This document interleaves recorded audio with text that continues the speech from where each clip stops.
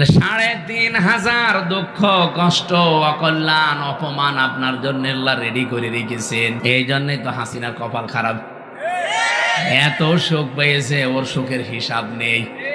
এক একটাই যদি সৌতা হয়, আপনি হিসাব করে দেখেন ও কব্বরে চলে যাবে। তারপরেও আর চট করে ঢুকে পড়ার মতো কায়দা নেই, কারণ এতগুলো অপমান অপদস্থ অশান্তি দুঃখ আপনি পাবেন, তারপরে তো সুখ। তাহলে তো কোরআন শরীফ ঝামেলা হয়ে যাবে। আমি কথা বোঝাতে পেরেছি কিনা বলেন? সুতরাং অবৈধ সুখ আর সামনে যেন কেউ না পায়। অনেকে আবারও ফের অবৈধ সুখ পাওয়ার জন্য চেষ্টা করছে। আমি কিচ্ছু চাই না, কি চান? নির্বাচন চাই। আরে ভাই, নির্বাচন তো আমিও চাই। ২,৭৩২ জন মানুষ মরে গেল, এদের জীবনের কোনো দাম নেই। তারা যে উদ্দেশ্য অন্তত জীবনটা দিয়ে গেল, তাদের সে উদ্দেশ্য আগে সফল করেন। তারা সংস্কার চেয়েছিল। আমরা চাই, বারবার বলেছি, যারা দায়িত্বে আছেন ১৬২৮ জন মানুষ এখনো পর্যন্ত ওই চেয়ারে আছে যারা ১৫.৫ বছর ছিল। এইগুলোকে পাল্টান। এগুলো সব হয় জালেম, নয় জালেমদের দোষ। ওই পাবনারটা গেছে কুষ্টিয়ায়, কুষ্টিয়ারটা এসেছে কুড়িগ্রাম, এইভাবে। তাছাড়া জিনিস একই আছে।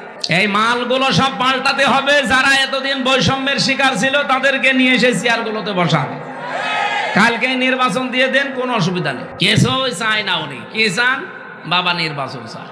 নির্বাচন আমি দিয়ে করবো কি? হয়তো আবার ওই আগের ভোট, দিনের ভোট রাতে হয়ে যাবে। এই কথা বলছে না কেন? এই জন্য আমি আমার বাংলায় বলছি, ভাই, সংস্কার না করে দিলে আমি জানি যে আবার ওইটাই হবে।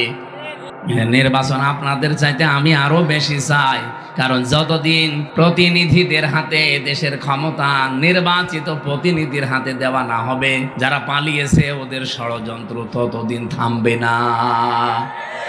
কারণ ওরা বিশাল একটা ধাক্কা খেয়েছে। ওরা জীবনে কল্পনাও করে না এরকম হোঁচট খাবো। বাইরের দেশগুলো দেশে গোপনে গোপনে একটু দেখা করে দোয়া চাওয়ার জন্য বললাম, ওই যে দেখা হয়। তাহলে আমার কাছে দোয়া চেন না, শেষে বদদোয়া বেরিয়ে যাবে। কারণ আমি নিজে ভিকটিম। ৩টা বছর আমার সাথে যা করেছেন, আমি যদি দোষ করতাম আমার শাস্তি দিলে আমি মেনে নিতাম।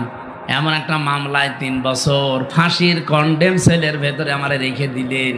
ও ছাতা জীবনে আমি কোনোদিন নামই শুনি নাই। আমারে মামলা দিয়েছিল আনসারুল্লাহ বাংলা টিমের প্রধান, কি সেটা আমি জানি না। যারা রিমান্ডে নিয়ে ৮ স্তরে আমারে প্রশ্ন করতো, এতগুলো রিমান্ডের যে বিভিন্ন রকমের গোয়েন্দা সংস্থা আসতো একটার পরে একটা, এসে জিজ্ঞাসা করতো, হুজুর এটা জানেন?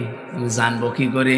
জীবনেতে আপনার কাছে শুনলাম। ওরা মানে নিজেরাও বলতো যে আপনি কিছু জানেন না, আমরাও জানি, কিন্তু উপরওয়ালার